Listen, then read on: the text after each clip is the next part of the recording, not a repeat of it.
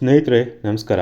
2020 ಜನವರಿ 10ರಂದು ಕೇಂದ್ರ ಸರ್ಕಾರ CAA ಆ್ಯಕ್ಟ್ನ ಜಾರಿ ಮಾಡಿತು. ಅದನ್ನು ವಿರೋಧ ಮಾಡಿ ದೇಶಾದ್ಯಂತ ವಿರೋಧ ಪಕ್ಷಗಳು, ಎಡಚರರು, ಬುದ್ಧಿಜೀವಿಗಳು ಮತ್ತೆಲ್ಲ ಸೇರಿ ಹೋರಾಟಗಳನ್ನು, ಪ್ರತಿಭಟನೆಗಳನ್ನು ನಡೆಸಿದರು. ಆ ಹೋರಾಟ ಪ್ರತಿಭಟನೆಗಳ ಹೆಸರಲ್ಲಿ ದೇಶದಲ್ಲಿ ಒಂದಷ್ಟು ಕಡೆ ಗಲಭೆಗಳು ಸಹ ಆಯಿತು. ಅದು ನಮ್ಮೆಲ್ರಿಗೂ ಸಹ ಗೊತ್ತಿರುವಂಥದ್ದೇ. ಅದೇ ಸಮಯದಲ್ಲಿ ಜಾಕೋಬ್ ಎಂಬ ಜರ್ಮನಿಯ ಪ್ರಜೆಯೊಬ್ಬ CAA ಕುರಿತ ಪ್ರತಿಭಟನೆಗಳಲ್ಲಿ ಭಾಗವಹಿಸಿದ್ದ. ಎಲ್ಲಿಯ ಜರ್ಮನಿ, ಎಲ್ಲಿಯ ಭಾರತ ಅಲ್ವಾ? ಆತ ಭಾರತಕ್ಕೆ ಅಂತ ವಿದ್ಯಾಭ್ಯಾಸಕ್ಕೆ ಬಂದಿದ್ದ.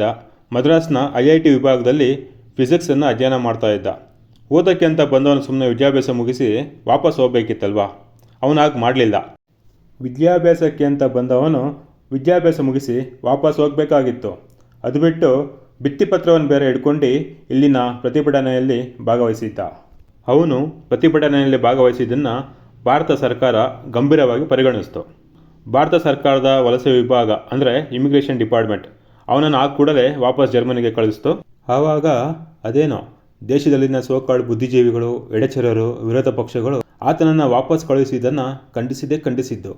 ಚಿದಂಬರಂ, ಶಶಿ ತರೂರ್ಗಳಂಥವರೆಲ್ಲ ಟ್ವಿಟರ್ಗಳಲ್ಲಿ, ಸಾಮಾಜಿಕ ಜಾಲತಾಣಗಳಲ್ಲಿ ಆತನನ್ನು ಬೆಂಬಲಿಸಿ ಪೋಸ್ಟ್ಗಳನ್ನು ಹಾಕಿದರು. ಭಾರತ ಸರ್ಕಾರ ದಮನಕಾರಿ ನೀತಿಯನ್ನು ಅನುಸರಿಸ್ತಾ ಇದೆ, ಪ್ರಜಾಪ್ರಭುತ್ವ ಅಪಾಯದಲ್ಲಿದೆ ಅಂತೆಲ್ಲ ಅವ್ರಿಗೆ ಅನಿಸಿದಂತೆ ಮಾತಾಡಿದರು.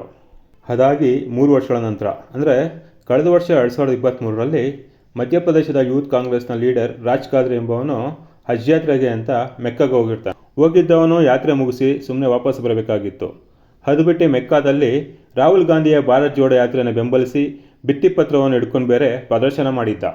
ಸೌದಿ ಅರೇಬಿಯಾ ಸಹಿತ ಇತರ ಇಸ್ಲಾಮಿಕ್ ರಾಷ್ಟ್ರಗಳಲ್ಲಿ, ಅಲ್ಲಿನ ಧಾರ್ಮಿಕ ಸ್ಥಳಗಳಲ್ಲಿ ಈ ರೀತಿ ಬೇರೆ ಯಾವುದೇ ಭಿತ್ತಿಪತ್ರ, ಇನ್ಯಾವುದೇ ಧ್ವಜಗಳನ್ನು ಪ್ರದರ್ಶನ ಮಾಡುವುದು ಅಲ್ಲಿ ಕಾನೂನು ಬಾಹಿರ ಅಂತ ಪರಿಗಣಿಸಲ್ಪಡುತ್ತೆ.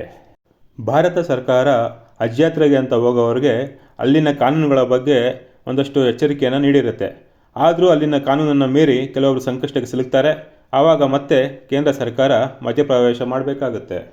ಸೌದಿ ಸರ್ಕಾರ ಈತನಿಗೆ 8 ತಿಂಗಳ ಜೈಲು ಶಿಕ್ಷೆಯನ್ನು ಸಹ ವಿಧಿಸುತ್ತೆ. ಅಷ್ಟೇ ಅಲ್ಲ, 99 ಚಡಿಯೇಟುಗಳನ್ನು ಸಹ ಶಿಕ್ಷೆಯನ್ನಾಗಿ ವಿಧಿಸುತ್ತೆ. ಆದರೆ ಈ ಘಟನೆಯನ್ನು ವಿರೋಧಿಸಿ ಎಲ್ಲೂ ಸೋಕಾಲ್ಡ್ ಬುದ್ಧಿಜೀವಿಗಳಾಗಲಿ, ಕಮ್ಯುನಿಸ್ಟರಾಗಲಿ, ಕಾಂಗ್ರೆಸ್ ಆಗಲಿ ಎಲ್ಲೂ ಪ್ರತಿಭಟಿಸದೆ ಮೌನವಾಗಿದ್ದರು. ಒಮ್ಮೆ ಮಾತ್ರ ಕಾಂಗ್ರೆಸ್ ಭಾರತ ಸರ್ಕಾರಕ್ಕೆ ಈ ಸಮಸ್ಯೆಯನ್ನು ಪರಿಹರಿಸಲು ಕೇಳಿದ್ದು ಬಿಟ್ಟರೆ ಮತ್ತೆಲ್ಲರೂ ಸುಮ್ಮನಾಗಿದ್ದರು. ಅಂದು ಜರ್ಮನ್ ಪ್ರಜೆಯನ್ನು ವಾಪಸ್ ಕಳಿಸುವುದಕ್ಕೆ ಮೈಪಡಿಸಿಕೊಂಡಿದ್ದವರು ಮಾತ್ರ ಅದ್ಯಾಕೋ ಗೊತ್ತಿಲ್ಲ ಈ ವಿಷಯದಲ್ಲಿ ಮೌನಕ್ಕೆ ಶರಣಾಗಿದ್ದರು.